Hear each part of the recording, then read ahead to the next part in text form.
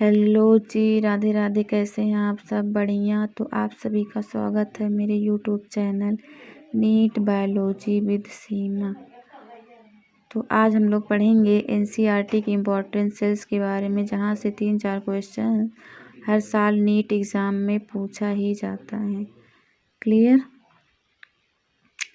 तो पहली सेल हमारी मेरिस्टेमेटिक सेल्स, जिसे हम पहली सेल हमारी कौन है? Meristematic cells.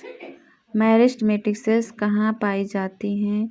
तो ये रूट टिप पर एंड शूट टिप पर पाई जाती हैं। ये जाइलम एंड फ्लोएम में भी पाई जाती हैं। मेरिस्टेमेटिक सेल्स कहाँ पाई जाती हैं? ये रूट टिप पर एंड शूट टिप पर पाई जाती हैं। ये जाइलम एंड फ्लोएम में भी पाई जाती हैं। क्लियर? तो इनका स्ट्रक्चर कैसा होता है? ये स्मॉल होती हैं और इनमें डेंस प्रोटोप्लाज्म पाया जाता है। इनका स्ट्रक्चर कैसा होता है? ये स्मॉल होती हैं और इनमें डेंस प्रोटोप्लाज्म पाया जाता है। क्लियर? नेक्स्ट पॉइंट है हमारा, इनका फंक्शन क्या होता है? तो ये ग्रोथ एंड रीजनरेशन में हेल्प करती हैं। क्लियर? इनका फंक्शन क्या होता है? ये ग्रोथ एंड रीजनरेशन में हेल्प करती हैं। तो हमने क्या सीखा? मेरिस्टेमेटिक सेल्स कहाँ पाई जाती हैं? ये रूट टिप पर पाई जाती हैं। ये जाइलम एंड फ्लोएम में भी पाई जाती हैं। इनका स्ट्रक्चर कैसा होता है? ये स्मॉल होती हैं और इनमें डेंस प्रोटोप्लाज्म पाया जाता है। इनका फंक्शन क्या होता है? ये ग्रोथ एंड रीजनरेशन में हेल्प करती हैं। क्लियर? नेक्स्ट सेल है हमारी बुल्लीफॉर्म सेल्स। बुल्लीफॉर्म सेल्स कहाँ पाई जाती हैं? ये मोनोकॉट लीफ एंड ग्रासेज में पाई जाती हैं। बुल्लीफॉर्म सेल्स कहाँ पाई जाती हैं? ये ग्रासेज में पाई जाती हैं। इनका स्ट्रक्चर क्या होता है? ये लार्ज एम्प्टी कलरलेस सेल्स हैं। इनका स्ट्रक्चर क्या होता है? ये लार्ज एम्प्टी कलरलेस सेल्स होती हैं। क्लियर? नेक्स्ट पॉइंट है, इनका फंक्शन क्या होता है? तो ये ट्रांसपायरेशन को प्रिवेंट करती हैं। इनका फंक्शन क्या होता है? ये ट्रांसपायरेशन को प्रिवेंट करती हैं। क्लियर? तो हमने क्या सीखा? बुल्लीफॉर्म सेल्स कहाँ पाई जाती हैं? मोनोकॉट लीफ एंड ग्रासेज में पाई जाती हैं। इनका स्ट्रक्चर कैसा होता है? ये लार्ज एम्प्टी कलरलेस सेल्स होती हैं। इनका फंक्शन क्या होता है? ये ट्रांसपायरेशन को प्रिवेंट करती हैं। क्लियर? नेक्स्ट सेल है हमारी WBC, जिन्हें हम ल्यूकोसाइट्स भी कहते हैं।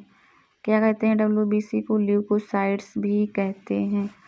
WBC कहाँ पाई जाती हैं? ये ब्लड एंड बोन मैरो में पाई जाती हैं। WBC कहाँ पाई जाती हैं? ये ब्लड एंड बोन मैरो में पाई जाती हैं। क्लियर? इनका स्ट्रक्चर कैसा होता है? इनका स्ट्रक्चर कैसा होता है? तो ये डिफरेंट शेप की होती हैं विद न्यूक्लियस। WBC का स्ट्रक्चर कैसा होता है?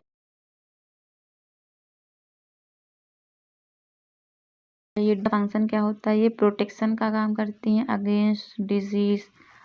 WBC का फंक्शन क्या होता है? ये डिजीज के अगेंस्ट प्रोटेक्शन का काम करती हैं। क्लियर? तो हमने क्या सीखा?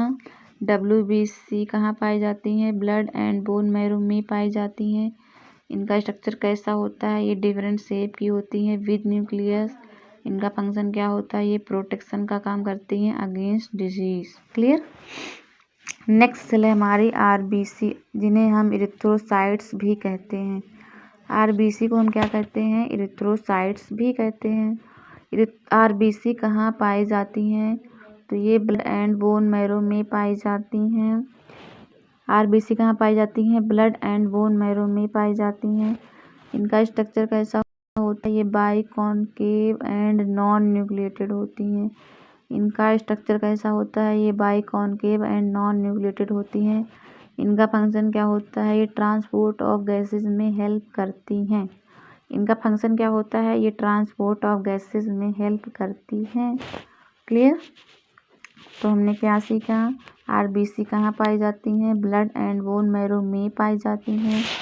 इनका स्ट्रक्चर कैसा होता है? ये बाइकॉन्केव एंड नॉन न्यूक्लिएटेड होती हैं। इनका फंक्शन क्या होता है? ये ट्रांसपोर्ट ऑफ गैसेज में हेल्प करती हैं। क्लियर?